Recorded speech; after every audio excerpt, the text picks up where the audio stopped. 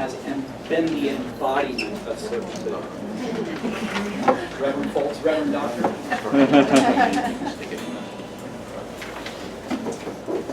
Thank you, Mark. I didn't expect that, of course. I trusted you to be creative for sure, but I'm humbled by your sharing that. I didn't prepare to say this, but I thought about it, told other people. In my preaching class my senior year in seminary 50.5 years ago with Dr. Ernie Nolte, it was my turn to preach for the class in the chapel. We didn't fill the chapel, but we were in the front. And I decided, I don't know why, whether I planned it or was spontaneous, instead of preaching in the pulpit to this little class in front of me, I got a music stand and I put it down in front of everybody on the main floor. And here 50.5 years ago, I'm preaching from a music stand. Has things changed? I guess I was preparing for this. But thank you all for coming. It's great to see a room full. My family and friends, Hubert and Harriet Graves, whom I see frequently, not enough. They live down the road from us in Centreville. And Kathy Kopek, a friend of Wellspring, as well as Alice and me. They're wonderful, and sorry you're going to be moving away. We'll have to visit Arizona. Everybody's welcome. And John and Maddie and Sarah from Baltimore County, northern Baltimore County, I call it. And it's Carol and Charles and Rebecca, of course. Looking around, make sure I didn't miss anybody. And DK, your guest with us this morning. My partner, Coral. Wonderful.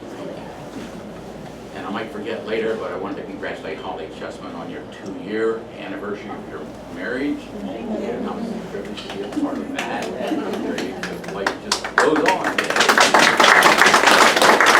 I thank Alice for sending out the special invitations to people so they know kind of what's going on here. And thank you all for your presence and support and companionship in all of this ministry. 50 years, Alice, in our 53 years of marriage, in our 58 years of friendship.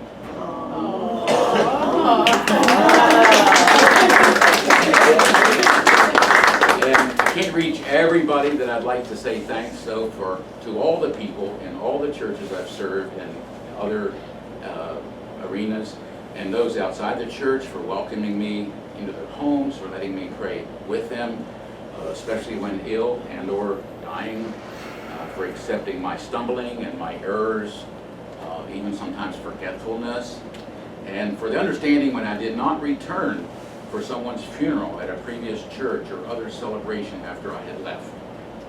I had many rich opportunities to celebrate all the rites and sacraments of the church, both inside and outside the church. Some of you might know that Alice once said when she was growing up that she never wanted to marry a minister. Reared in a minister's family was enough in North Carolina. So I had a challenge before me to make sure that she was marrying me, not just some minister. And it happened before I was ordained, so I was not a minister. And I grew up in a church family where we got a new associate pastor, fresh out of seminary, every 2 years. My great aunt and the leader of the congregation and the pastor always selected the cream of the crop, they said. It usually was not a married person then. So I heard conversations over the dinner table, especially from my sister, 5 years older, about how girls might like that minister and who the new minister seemed to like this week. I think one did marry a daughter of the congregation. Not supposed to happen these days.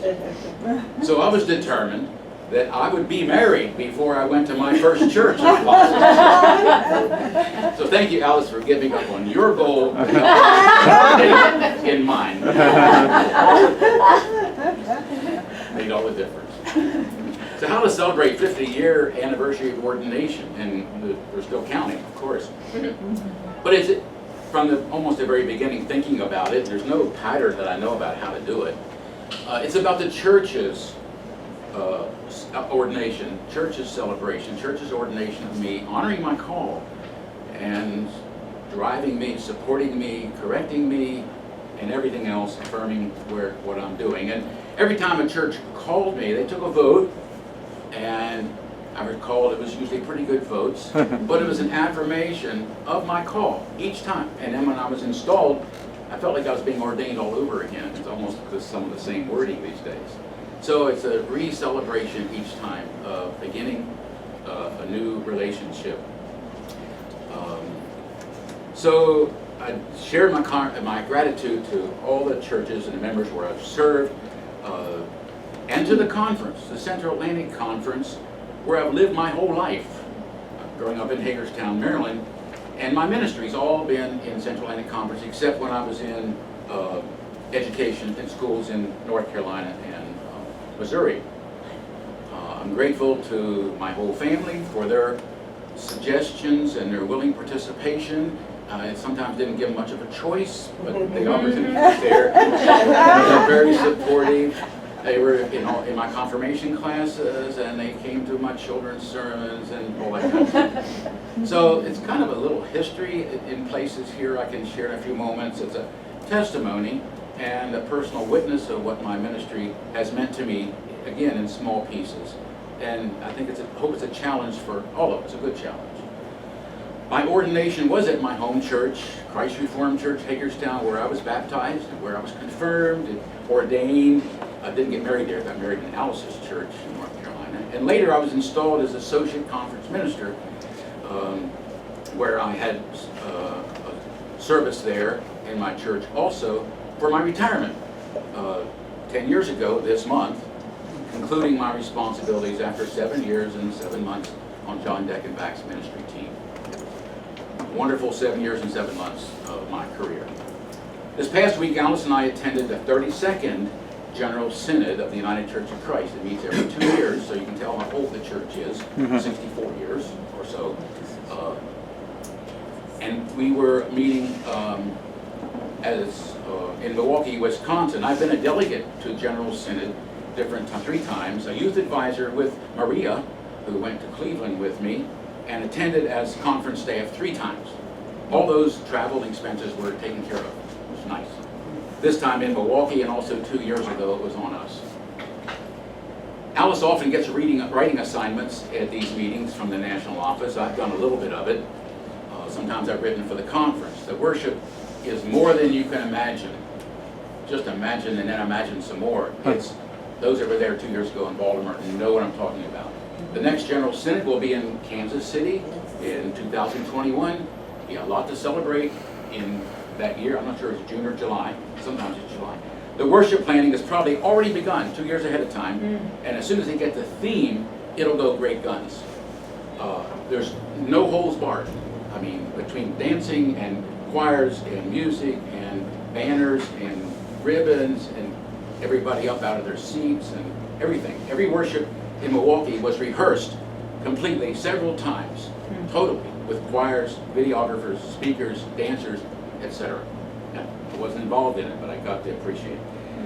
So I see some bookends as I think about encompassing my ministry, although like most bookends, they're actually movable and they keep expanding. And sometimes you put little inserts to kind of hold things up, so that it's never final, but there it is. So the call to ministry, I was 16 years old. There's only a couple of people here younger than that. It didn't seem unusual at that moment when I was 16 years old, got the call to ministry in February 1960. In my home church, doing a special ecumenical youth service. There's some extra special elements there. The sermon was by a seminarian, not ordained, in youth ministry.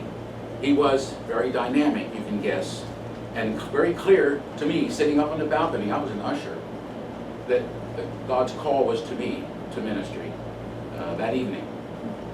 I'm grateful to my home church, numbering 1,200 members then in 1960, started by my great-grandfather, Foltz, and 7 other German-speaking men, white men, in 1854 in Hagerstown. The church over the years, sent me to summer camp every year. There was youth fellowship, there was junior choir, there was chapel choir for teens, summer ecumenical vacation, church school in town. I also found Boy Scout camp and a trip to Philmont Reservation in New Mexico, all added on to my spiritual experiences. I was as ready as anybody to hear God's call. I was really a victim of God's call and to accept it. When I told my associate pastor within the week of the call, maybe that evening, he got me to take part in a national youth caravan program of the United Church of Christ that summer, 1960. We trained for a week in Pennsylvania and then traveled in teams of 4 people, one leader who might be a seminarian or a college student, usually an interracial team by plan, to churches and camps to lead workshops on program planning, on leading recreation and sharing in worship. And we were such novices, but we had training. So, An irony of that summer of 1960 was that my team was in Wisconsin the whole 5 weeks, including one church camp. And for 2 weeks of that time, we were in, guess what, Milwaukee. And now, 59 years later, I was back in Milwaukee for General Synod and my 50th anniversary of ordination, which was last Saturday. Amen. It's just amazing. I know I did not feel prepared to live out the call. I only knew it would mean at least 8 more years of school, 1 more year in high school, 4 years of college, and at least 3 in seminary. It took me 1 more because I had an intern year. I did not feel capable of public speaking. Not much of an extrovert like ministers are often. I did not feel capable of doing what I pictured ministers doing when God called. But as the prophet Jeremiah said when God was calling him, I'm only a youth. True. And Moses was reluctant to accept God's call, but Aaron was appointed to him to assist him and perhaps speak for him. But I did not look back and question my call ever. I guess I heard the scripture. I did not know what would be required of me to live out my call. I took it a year at a time. Sometimes I maybe looked another year ahead. I prayed over decisions of academic courses, summer involvements, whether to take a clinical at a hospital to learn in the setting there how to minister. And by the time I was finishing college, Alice was a part of my decision making. And our first summer after marriage, we were on James Island near Charleston, South Carolina. We worked with Head Start and political organizations among the African American community and the Presbyterian Church there. Some local leaders and I attended the annual meeting of Martin Luther King Jr.'s Southern Christian Leadership Conference in Jackson, Mississippi that summer.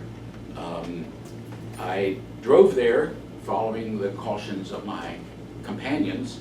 My Studebaker Lark had Missouri tags, and we did not have a green book to use. We were careful. February 1960 was when I got that call, and 2 weeks ago, I was reminded what was going on in the world in February 1960. We visited the Greensboro, North Carolina Civil Rights Museum on the site of the Woolworth lunch counter sit-in, and a piece of the counter was still there.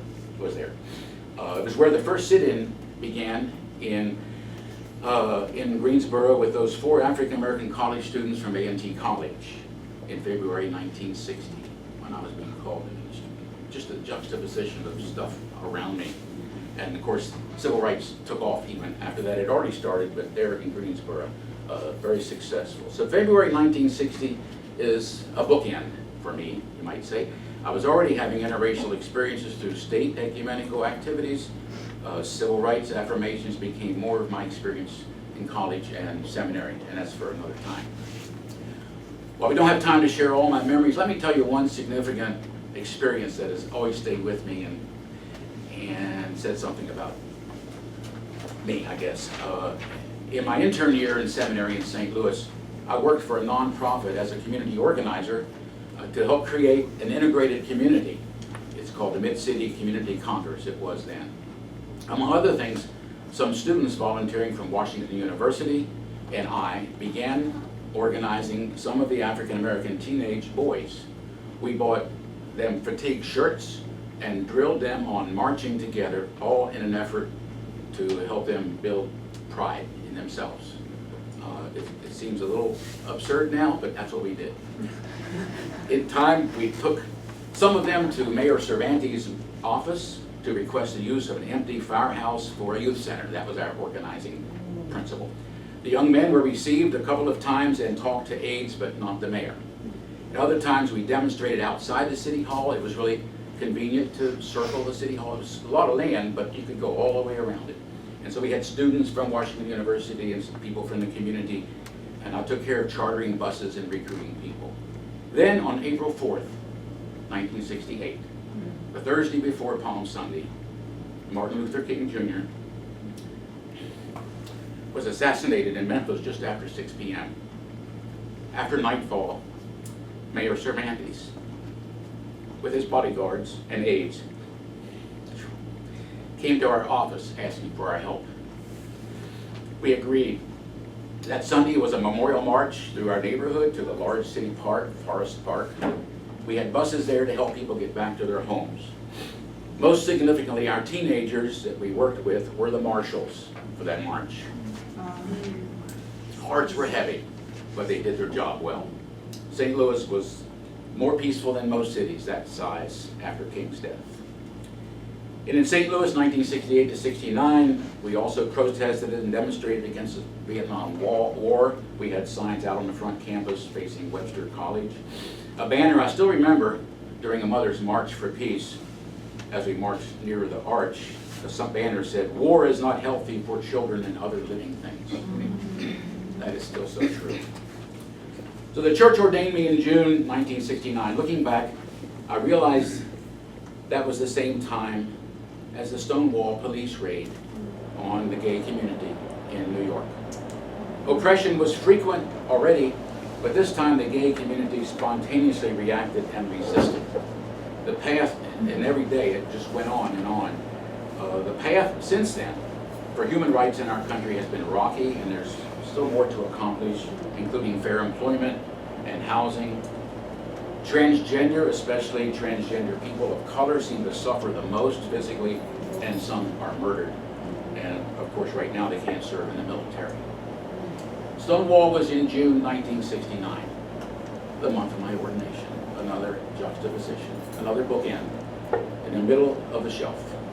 Gay Pride Month is June every year.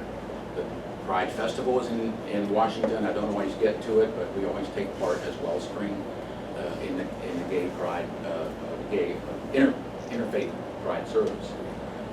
It is Pride Month because of Stonewall, and today is designated by the United Church of Christ as Open and Affirming Sunday, and some of our liturgy today reflects that from the United Church of Christ. I bought this stole at General Synod last week by two women who make stoles. They discovered a bolt of this cloth. It's transgender cloth, like the transgender banner. I've never seen this particular kind of stoles. They had a bunch of them there. They were willing to loan them out for us for our demonstrations, and they did. But I bought this one. I wanted to bring it home. It uses the color of the transgender banner. I wore it twice last week at ICE offices, one in Milwaukee, where they disappointed us by not arresting us, but they wanted to keep us safe. Anyway, you prepare for what won't happen. And then also Thursday in the rain at Fairfax, we blocked the street. The policeman was keeping us safe as the cars were following us slowly. We closed the intersection of Prosperity and Gallows. This was like 5 o'clock in the afternoon. Nobody was moving, and all the police cars came, and the police, and they didn't touch anybody. They said, "Get on the curb, get on the curb." I was quicker than some to get on the curb. I was live streaming. So, with my interracial experiences, I felt led to return from seminary to the white community to minister to help congregations deal with racial injustice. My first call was in Havre de Grace, Maryland, where we also began our family with the arrival of John and the birth of Maria also. In 1974, we went to Willingboro, New Jersey, in a racially integrated church and community. It had been a new church start just some years before, and there Carol was born. Not in the church, but in the hospital. It's also where we began ministering to refugees and immigrants. with other churches first. First, a couple from Cuba, then a guy from Russia, and then the young immigrants we first assisted were from, guess where, Guatemala. We are still in touch with those immigrants as well as many, many more now. By 1983, we went to Woodstock, Virginia, in the Shenandoah Valley, where Alice was our organist for 12 years, in addition to being a full-time high school teacher, full-time mother and wife. And all our kids had at least one course with Alice in that small high school, including Greg, who joined us there in Woodstock. Recent immigrants in Woodstock were mostly from Mexico, and I had some bilingual weddings for friends in the community there.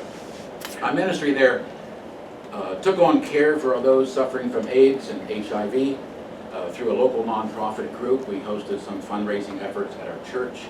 It was there I was also organized with other ministers and churches' local chapter of Habitat for Humanity. Again, more story on that later sometime.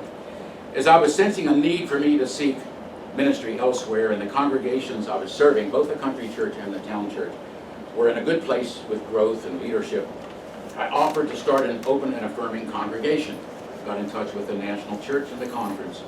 At the same time, people here in Centreville, many from Little River Church, wanted to do the same kind of thing with a pastor to help them do it. So we connected and we started Wellspring in 1996, already with a name given, they already decided, and a decision they already did to have open and affirming of all people regardless of sexual orientation.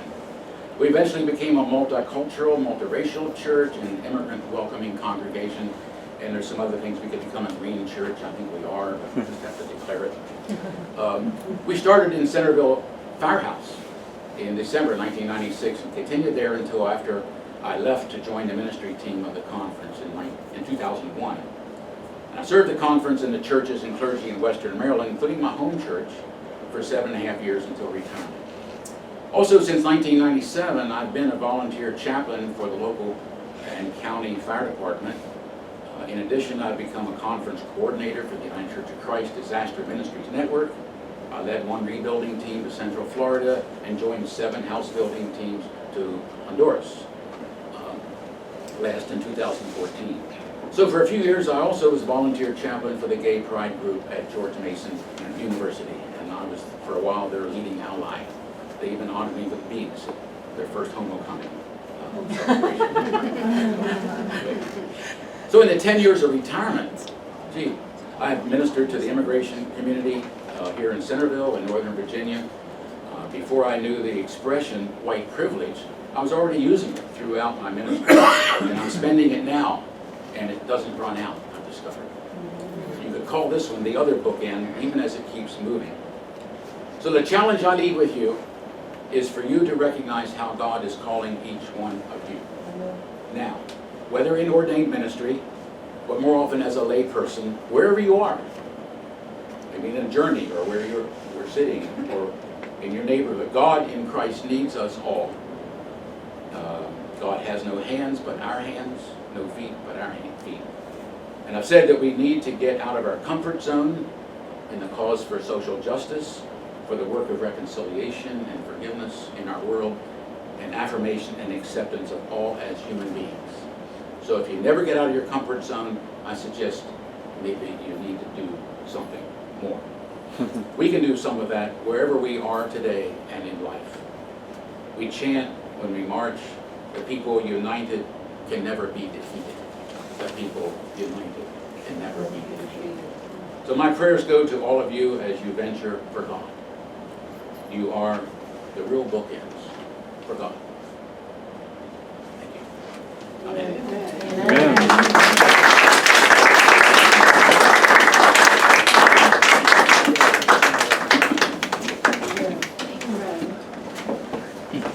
Our hymn in response.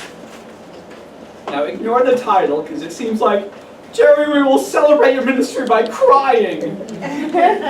But that's not what this is. You'll find it in your Sing Prayer and Praise book, number 69. It is called God Weeps. And